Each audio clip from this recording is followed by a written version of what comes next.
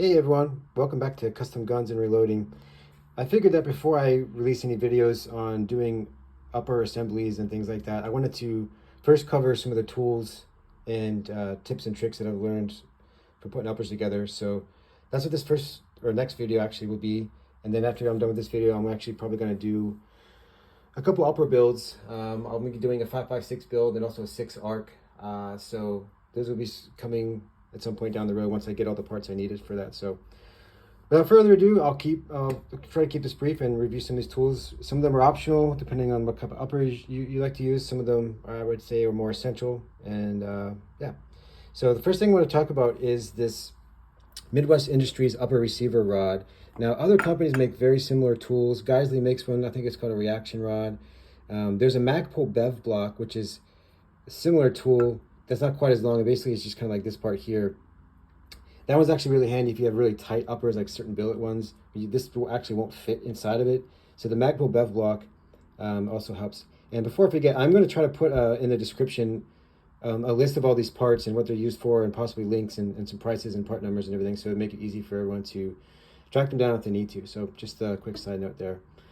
It also includes some options if there's some other things on the market. So this is the first tool here. This is used for securing the inside of the upper via the lugs in the barrel extension. So you're securing it internally via the lugs. This is mainly used when you're torquing barrel nuts on and also torquing muzzle devices, because if you don't secure it internally via the lugs, when you put that much stress, you could possibly break off or bend the indexing pin on the barrel extension, and possibly even the slot for the indexing pin could get damaged.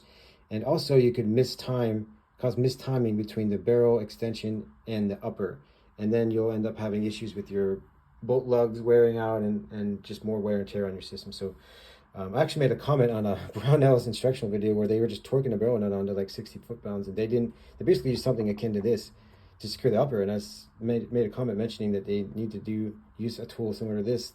And they said, no, you don't. I responded saying, yeah, you do. And School of American Rifle has a great video explaining why you need to secure the upper internally via a tool like this before torquing barrel nuts and such on. And they removed that comment. So kind of disappointed in Brownells there, but oh well, whatever. So yeah, this is for mainly installing barrel nuts and muzzle devices.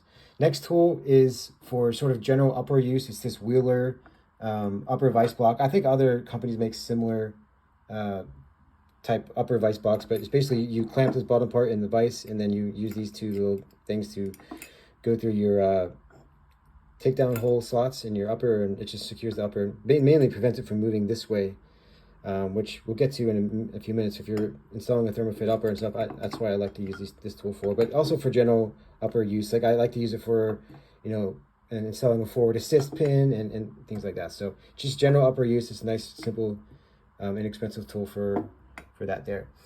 The next one is for general use. It's actually technically called this is the Midwest Industries lower receiver block. It's mainly used for lowers, but you can also use it for uppers. So I like that it has this little gas block jig here you can use this to hold your gas block while you tap that gas tube roll pin in there. So very handy for that.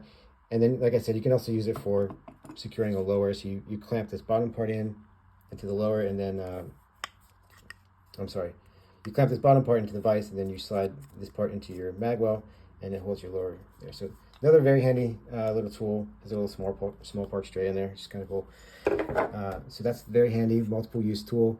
Next thing are roll pin punches and roll pin holder sets. So this is 7-set roll pin from Gracie, 7-set roll pin punch, and then this is a 5-piece roll pin holder set. So also very handy. You don't necessarily need this, but it makes your life much much-easier. And so these are certainly essential. And then hand in hand with that is some type of hammer. Now you can get a $5 lightweight dual tip hammer on Amazon, but I happen to get this acupunch hammer, but it has like 4 different tips. It's got rubber, I think aluminum, brass, and like a harder plastic. There's also a handy little roll pin guide here for which sizes are. So just stick that in there because it's very helpful sometimes. So yeah, roll pins, hammer. The next essential I would say is an armorer's wrench, which is this Magpul here. This is for your torque wrench. You have a traditional barrel nut wrench here. This is for torquing muzzle devices. You have a castle wrench, so another nice multi-purpose tool. I think Midwest Industries, who makes this tool, also makes an armorer's wrench, which I actually kind of like the Midwest one better. This is another essential tool, armorer's wrench there. And then miscellaneous, which is kind of optional, I guess, as well, is a Sinclair, or I think other brands make these as well, AR-15 bolt vise. It's very, very helpful when you have to replace an ejector spring in your AR-15 bolt. So the bolt head goes here and the tail kind of comes out there, and then you screw this in and it depresses the ejector down, so you can tap the pin out and then take everything out and you can swap the springs out. So very, very helpful. And I've had these springs and stuff flying over the place, so it's very, very handy to have.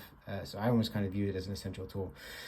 And then the optional stuff here, if you happen to be doing installing the barrel on a Thermofit upper, is either a torch of some sort or this is a 1200 watt heat gun. I use this on high for about 30 to 60 seconds to heat the upper threads up, and then slide the barrel in. I like to, I use it, I put it in dry. I don't usually put any grease or oil or anything on the barrel extension for Thermofit uppers. I just kind of slide them in there. And then this, you'll also very likely need. This is for removing barrels from Thermofit uppers, or if you happen to mess it up and only get it halfway in, which almost everyone does the first time they try it. So this is a 1" by 12" wooden dowel rod. This is a 16-ounce rubber mallet.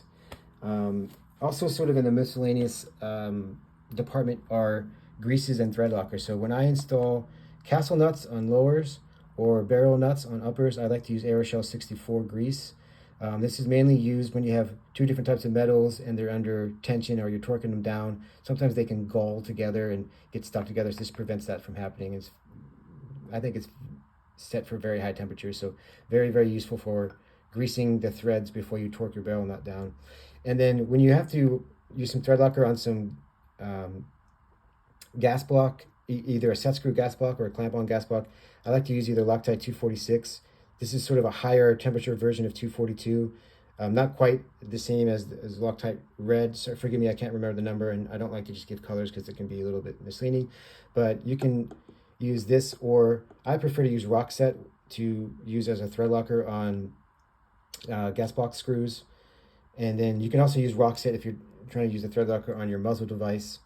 Actually, unless you're using it for suppressor, I don't worry about Rockset. I normally just put a little bit of oil on there, and I torque it to about 15 inch-pounds, or excuse me, 15 foot-pounds, and call it a day. But if you happen to be using your muzzle device as a mount for suppressors, very highly recommend you use something like Rockset. Otherwise, it can get kind of stuck together. And then also, you can use Loctite 246, kind of deals with the upper on your gas key screws. So if you have to replace your gas key screws, you can use some thread locker on there, like 246. I think School of the American Rifle actually just put some oil on his gas key screws, and he torques it down to 56 inch-pounds and then stakes it. But that's another use case for this, is gas key screws if you happen to. So just wanted to mention that as well. Okay, everyone, that's it for this video. I think the next video will be very likely upper build video for either 5.56, or I might try to actually do it for 6-arc, and then we'll go from there. Appreciate the comments, likes, and subscriptions. Keep them coming. Thanks, everyone. Take care. Bye-bye.